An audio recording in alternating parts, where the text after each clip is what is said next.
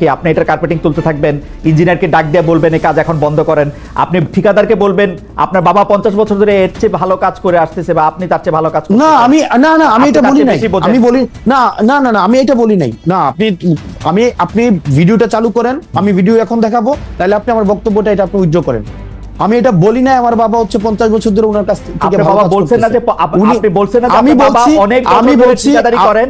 আমি বলছি ইয়েস, আমি বলছি আমার 50 বছরের কথাটা বলেন নাই আপনার বাবার প্রশ্ন। দেখেন আমি বলি না, হ্যাঁ আমি অবশ্যই বলছি, কিন্তু কি বলছি কেন আপনি আপনার সেন্টেন্সটা কি বলছেন? আমার সেন্টেন্সটা বলছি আপনারা আমার সেন্টেন্স মিলাই আসেন, কন্টেন্ট অ্যানালাইসিস করে আমি কি বলছি আপনি কি বলছেন, আপনি কি বলছেন বলেন।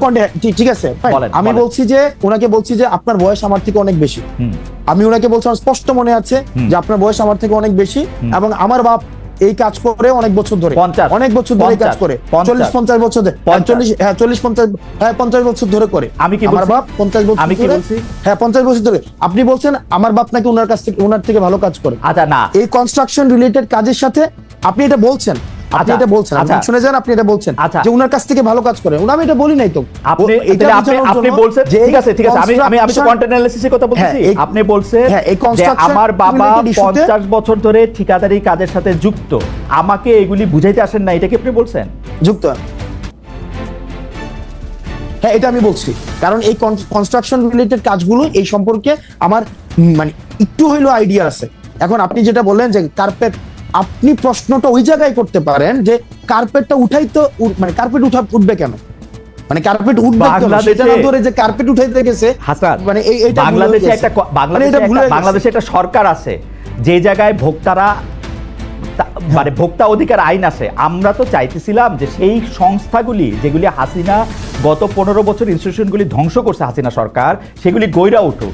আপনি বলতেছেন এটা আপনার নাগরিক দায়িত্ব, আপনি হাত দিয়ে কার্পেটিং তুলে ফেলবেন এবং ইঞ্জিনিয়ারকে বলবেন কাজ বন্ধ করে দিতে। আমি না এক্স্যাক্টলি আপনি যেটা চাইতেছেন আমি ওইটা চাইছি। আমি ভুলটা ধরাই দিছি যে আপনার যেই অর্গানাইজেশনস গুলো আছে যেটা দায়িত্ব সেটা প্রপারলি ফাংশন করতেছে না।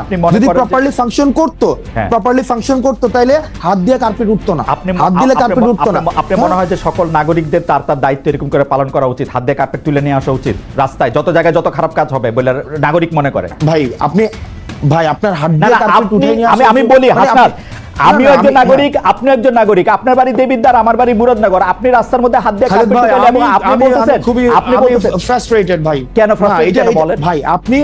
আপনি কার্পেট রাস্তার মধ্যে, প্রথম প্রশ্নটা আপনি এটা করেন, রাস্তার মধ্যে এমন কার্পেট যাবে কেন? না রাস্তার মধ্যে কার্পেট যাবে কেন সেই প্রশ্ন আমি করব। রাস্তার মধ্যে, দ্বিতীয় প্রশ্নটা রাস্তার মধ্যে আপনি কি চাইতেছেন রাস্তার মধ্যে আমি হাত দিয়ে উঠাবো কার্পেট? তাহলে কি দিয়ে উঠাবো? আপনি বললেন যে নাগরিকদের এই দায়িত্ব পালন করা উচিত সবার, আমারও উচিত কিনা সেটা আপনি আমারে বলেন, নাকি আপনি স্পেশাল? ভাই আপনার একটা কাজে আপনি যদি দেখেন একটা কাজে এই কাজটা যেভাবে করা উচিত ছিল সেভাবে কাজটা হয় নাই, সংশ্লিষ্ট কর্তৃপক্ষের কাছে অভিযোগ করব। আমার রাস্তায় হাত দিব কর্তৃপক্ষের কাছে, আমি রাস্তায় হাত দিব না।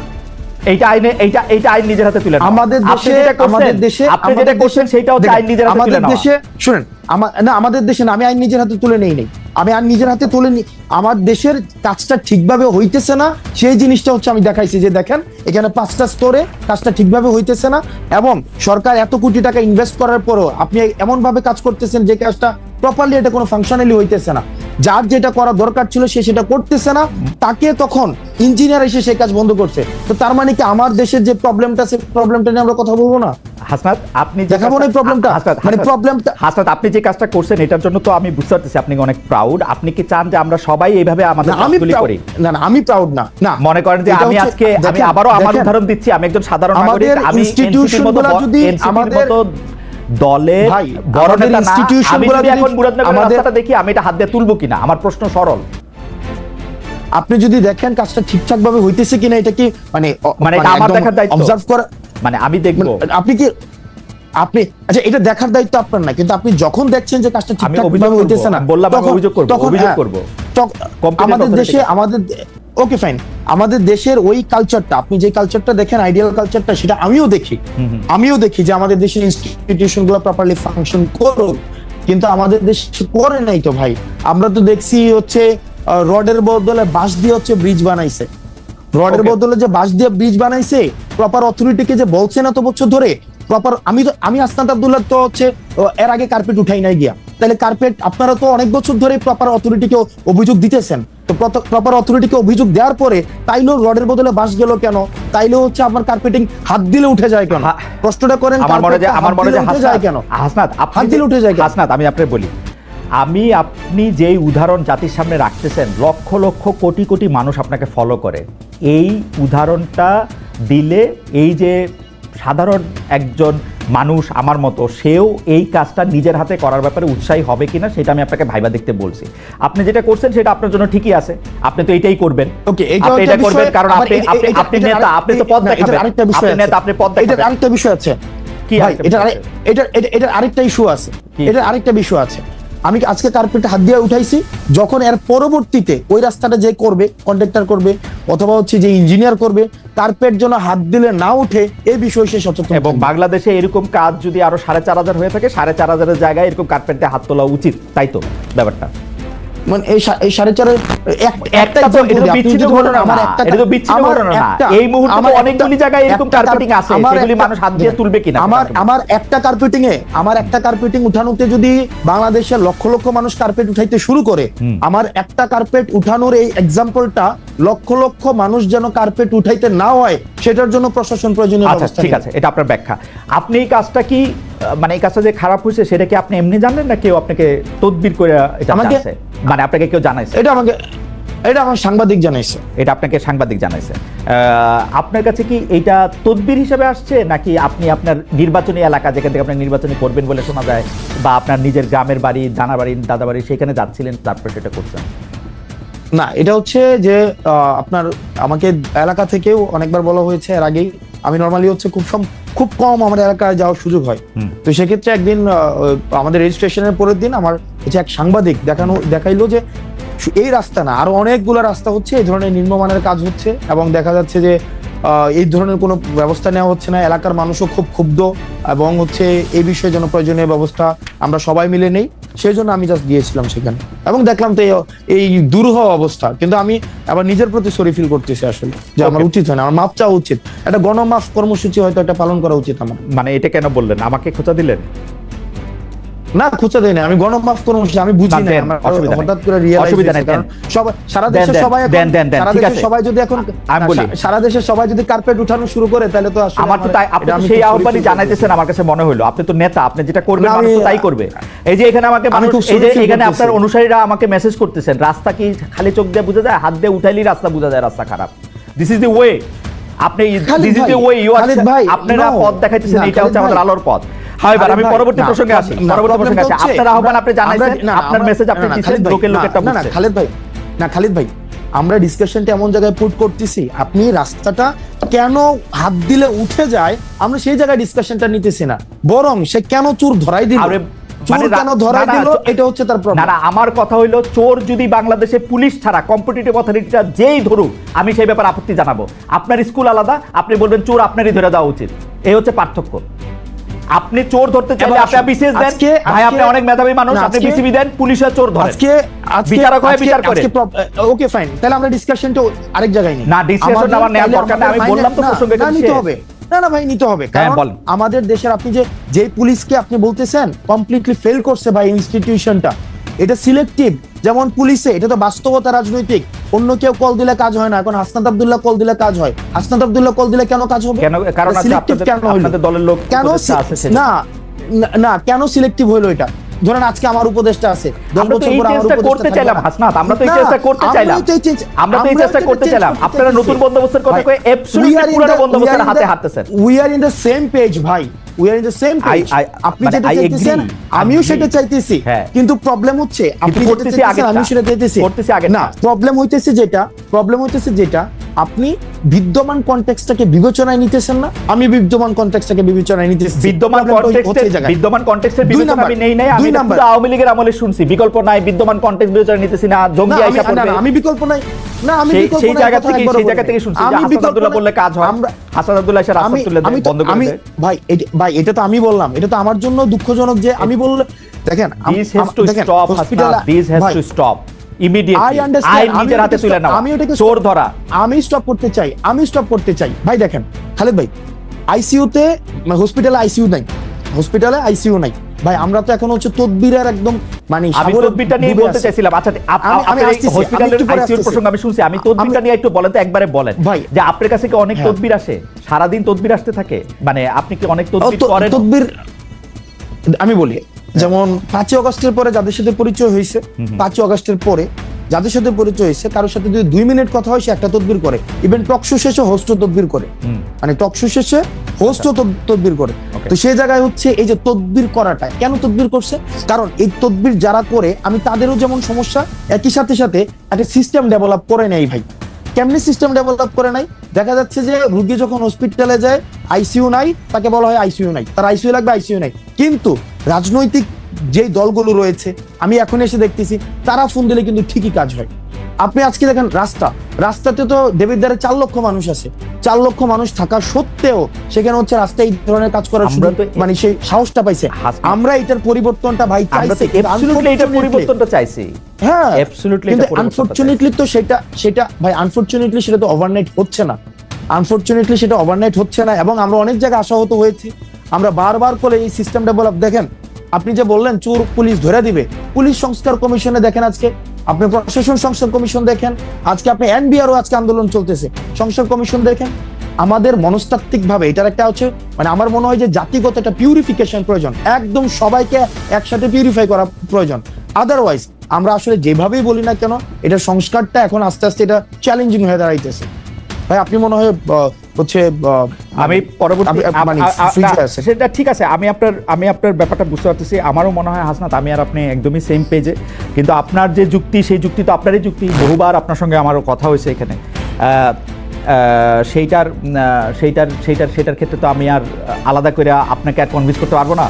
কিন্তু আমার কাছে মনে হয়েছে আইন নিজের হাতে তুলে নেওয়ার যে চর্চা গত 15 বছর ধরে ইনস্টিটিউশনগুলি ধ্বংস করার জন্য ছিল, সেই একই চর্চা, একই ফাঁদে, একই রাস্তায় আমরা যেন না হাঁটি, এটা হচ্ছে আমার প্রস্তাব। আপনার এটা নিয়ে কোনো মন্তব্য করার দরকার নেই, আপনার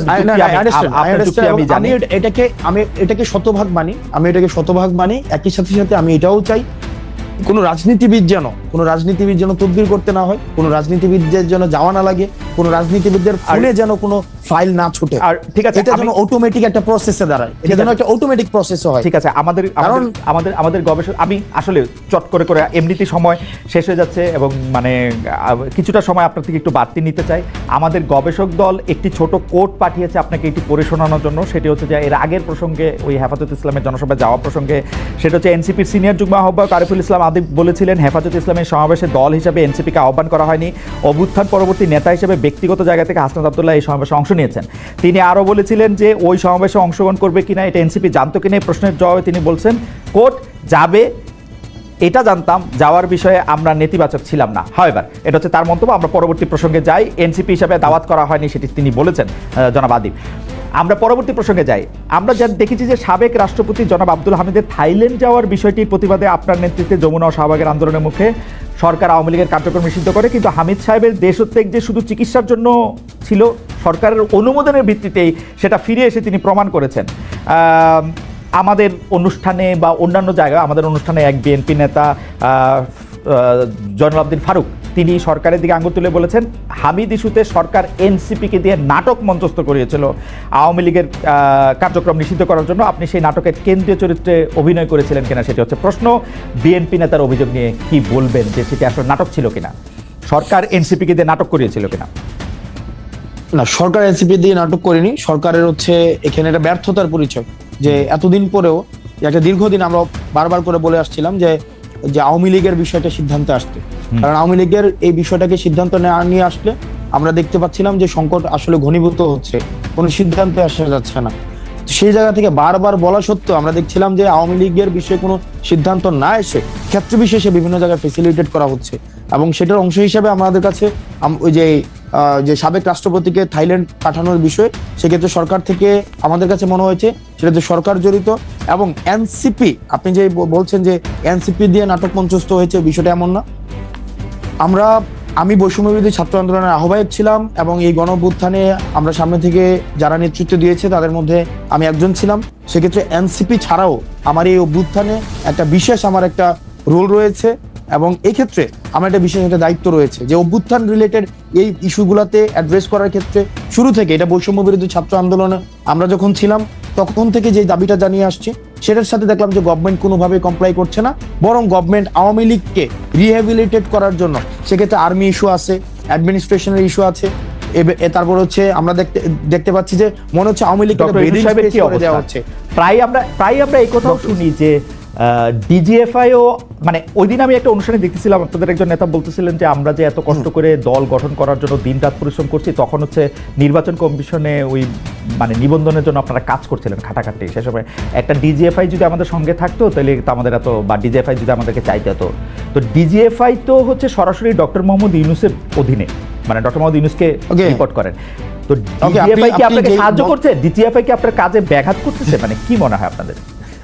ওকে, এই ঘটনাটা যে বলেছে এটা হিস্টোরিক্যাল জায়গা থেকে, কারণ আমাদের দেশে যে যেমন আমাদের 150টা দল গঠন করা হয়েছে, আপনার পার্টি মনে রেজিস্ট্রেশন করছে। তো আমাদের দেশে ডিজিএফআই দিয়ে দল করা বা ডিজিএফআই নিজে দল করে দেওয়া স্বপ্রণোদিত হয়ে এবং রাজনৈতিক বিষয়ে ডিজিএফআই এর যেই আপনার হস্তক্ষেপ করা এগুলো নতুন কিছুই না। এবং মানে উনি যেটা বলেছেন যে অতীতে রাজনৈতিক দলগুলো, অনেক রাজনৈতিক দল ডিজিএফআই দিয়ে হয়েছে, যদি আমরাও ডিজিএফআই দিয়ে দল হইতো তাইলে কাজটা অনেক সহজ হয়ে যেত, কিন্তু আমরা তো ডিজিএফআই এর দল না, বরং আমরা অর্গানিক ভাবে আমরা গ্রো করছি, সেক্ষেত্রে হয়তো সময় লাগছে। ডিজিএফআই কি আপনাদের কাজে ব্যাঘাত সৃষ্টি করতেছে কিনা, মানে আপনাদের এগেইনস্টে কিনা? দেখেন, ডিজিএফআই এগেইনস্টে কিনা, আমাদের মানে পার্টিকুলার এনসিপির এগেইনস্টে কিনা এই ধরনের আমি কোনো ধরনের মন্তব্য করতে চাই না, কিন্তু বরং ডিজিএফআই বা রাষ্ট্রীয় আইন শৃঙ্খলা বাহিনী অনেক ক্ষেত্রে যেটি হয়েছে যে মিডিয়াকে নিয়ন্ত্রণ করা, তারপরে হচ্ছে রাজনীতিতে হস্তক্ষেপ করা, যেটা তাদের কাজের মধ্যে অংশ না, সেই জায়গাগুলো তারা এখনো পর্যন্ত অব্যাহত রেখেছে। মানে ডক্টর ইউনূসের ডিজিএফআইও শেখ হাসিনার ডিজিএফআই এর মতোই আচরণ করতেছে। ডেফিনেটলি ওকে, মিডিয়া হস্তক্ষেপ করা হচ্ছে, নিউজ করানো হচ্ছে, এবং দেখা যাচ্ছে ডিজিএফ এর পত্রিকায় নিউজ করছে, কিছুক্ষণ পরে নামিয়ে তারপরে হচ্ছে আবার মেসেজ দিচ্ছে যে এটা হচ্ছে অনেস্ট মিস্টেক এবং এই ধরনের পুনরাবৃত্তি হবে না। এবং রাজনৈতিক বিভিন্ন ব্যক্তির সাথে আলোচনা করা, রাজনৈতিক বিভিন্ন ব্যক্তিকে নেগোসিয়েশনের প্রস্তাব দেওয়া, সিট নেগোসিয়েশনের প্রস্তাব দেওয়া, এই কাজগুলো তো এখন অব্যাহত রয়েছে। এগুলি কেন করতেছে ডক্টর মোহাম্মদ ইউনূস? ডক্টর মোহাম্মদ ইউনূসের আমার কাছে মনে হচ্ছে যে, আমি ব্যক্তিগতভাবে এগুলো ডক্টর মোহাম্মদ ইউনূসের হচ্ছে অফকোর্স কমপ্লিট ফেইলিওর, এটা ফেইলিওর, এবং ইনস্টিটিউশনগুলো যে এখনো পর্যন্ত উনার খুব কবজায় নাই ডিজিএফআই। দেখেন, আপনি আমার মুখ থেকে আমি বলি, আপনি যেই জায়গায় আমাকে হচ্ছে নিতে যাচ্ছেন, আমি এই জায়গায় বলবো যে ডক্টর মোহাম্মদ ইউনূস যেভাবে পারফর্ম করা উচিত ছিল, ইনস্টিটিউশনগুলো যেভাবে হচ্ছে সংস্কার করা প্রয়োজন ছিল, উনার যতটা স্ট্রং হওয়া উচিত ছিল, আনফরচুনেটলি উনি সেটা হতে পারেননি এখনো পর্যন্ত।